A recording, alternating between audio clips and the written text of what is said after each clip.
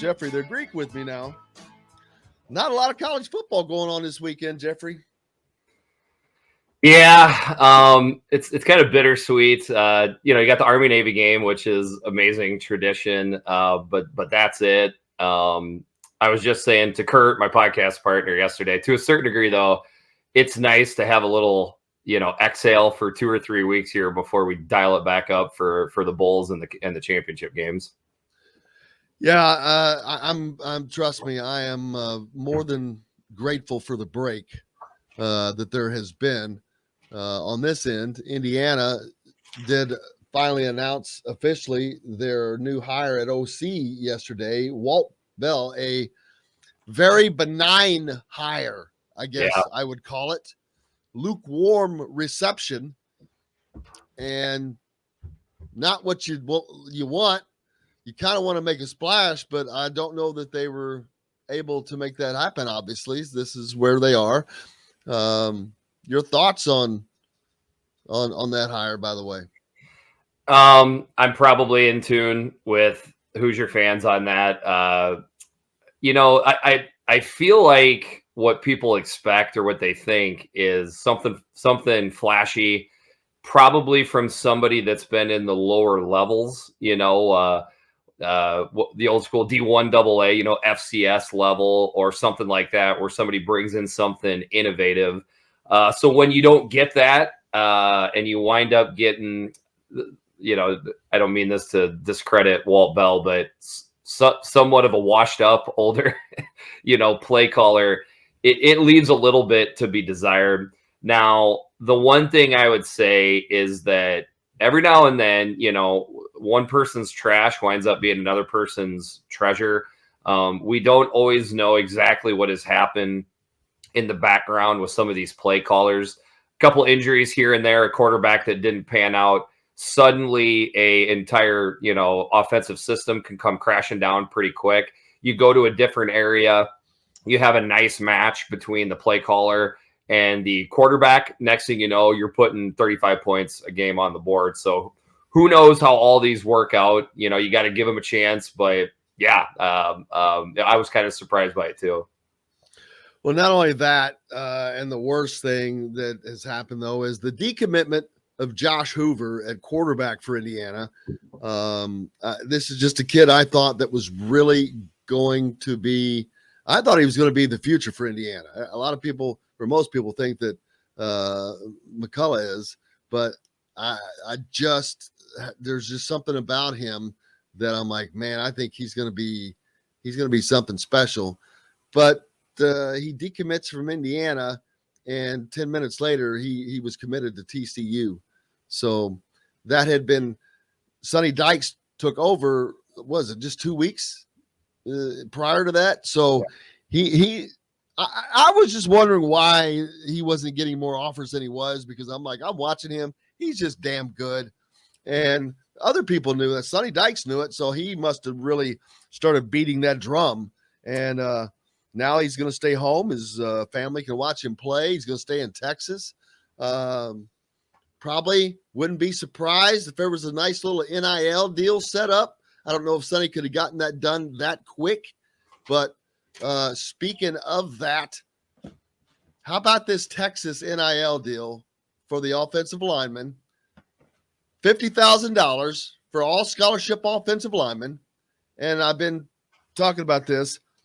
That's almost illegal upon itself, because it's not for a specific person, which is the NIL deal is set up for. This deal is in place for people that they have no idea who their name, image, or likeness is now. And that is directly an inducement, which again also goes directly against the rules of how it's set up, but no one's going to police this. Right. You think the SEC is going to monitor cheating? Are you kidding me? It's an arms race. Who can cheat the most? Oh, is that? Yeah. As far as the quarterback prospect that decommitted, my stance for recruiting is the future. The future isn't now until it's the present. I don't believe these guys are on campus and our players until I see them in the uniform and actually performing. Until then, it's a complete crapshoot. I mean, you saw Quinn Ewers go to Ohio State, graduates early from high school, collects an NIL deal at Ohio State, barely has the scarlet and gray on, and he's already back in the transfer portal. Why? I think he's going to go get another NIL deal. You got this deal with the Texas lineman. You brought up a great point about what do you think Texas can do with Quinn Ewers, the quarterback? If they're giving what do we know? Do we know many hundreds of thousands? Do we know where he's going yet? No, but I'm just saying it's a bidding war between, say, Texas Tech and Texas. Yeah. Right. How much money do you think Texas can come up with for a quarterback is my point. Because that lineman deal, that's hundreds of thousands of dollars. Yeah, I don't think, $1 million is not out of the question at all that the kid would get. For Texas, man, they're going into the SEC and they want to come in loaded for bear.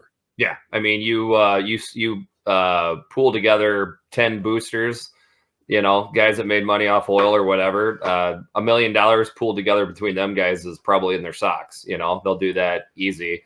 Not to pat me and Kurt on the back ourselves too much here, but we did a podcast in the off season about NIL and how it was going to quickly get out of control. We brought up all of the potential things that could go wrong with it.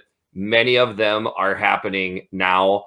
It was amazing to me how many people in the media were just saying, oh yeah, NIL, this is great. Let's do this. No big deal. Never even considering the ramifications that are going to happen that we're seeing now.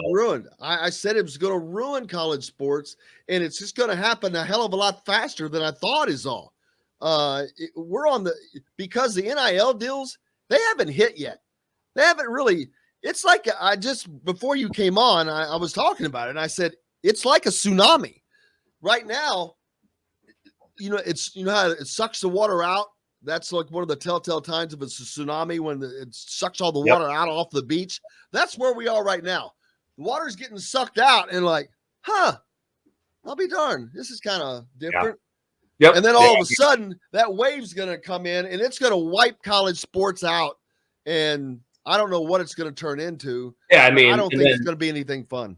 And then I think, part of it is the super conference they're trying to make in the SEC with Texas and Oklahoma going there. And obviously they feel like they can do that because they're going to go to a 8 or 12 team playoff. So they just assume they're going to get 3 or 4 teams in every year, which then just pools together more money, more for NIL.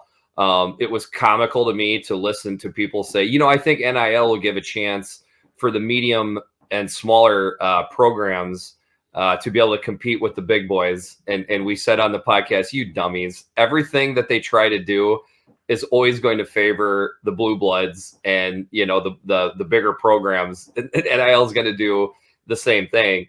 Another thing that these young college age athletes they're going to come to terms with real quick is once they accept that money, the whole, let's keep our hands off these kids. They're just students. They're doing this.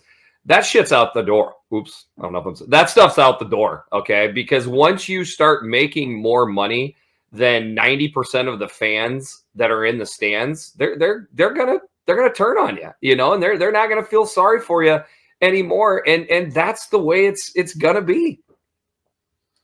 And you think that it's the vitriol is tough now on social media and all of that, buddy, when you're getting paid, it is going to be all hell's going to break loose. Yeah. And I came from I came from a good family. I was, but I was still so incredibly dumb at 19, and these kids, they should not have this type of responsibility and money. I mean, a lot of them, it's going to be a bad deal for them. I think there's going to be many instances where getting a big NIL deal is going to wind up being the worst thing that could happen to them and actually potentially cost them money in the future if they flame out at a higher rate and don't make it to the NFL because they kind of lose the desire. They get too full of themselves. They don't put the work in that it takes to be a superior athlete. You know, I'm kind of pontificating here a little bit, but I don't think it's crazy to think that this stuff's going to happen.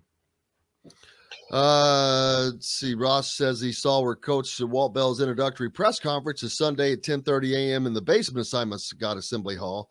Well, actually, to my knowledge, it's at the softball complex, which I don't understand that. When I was told that, I'm like, why?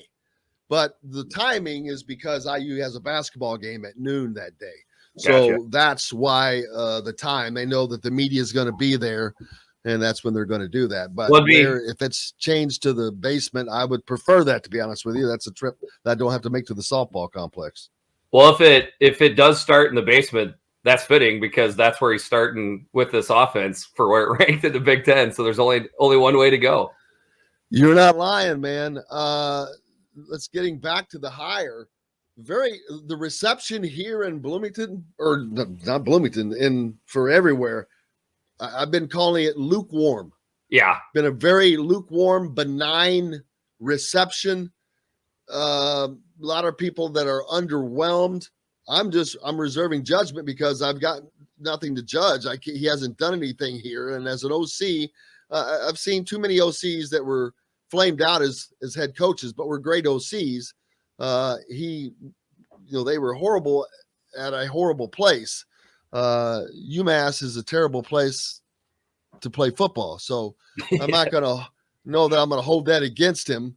Right. I mean, my analogy that I use is that maybe as people in your audience can kind of relate to, but there's a lot of people that are good salespeople, and then they get promoted to a manager role and they're horrible at that job, and then they go back to sales. So just because you're a good salesperson doesn't mean you're going to be a great manager. And just because you're a bad manager doesn't mean you're a good salesperson. That's kind of how I would compare head coach and play caller.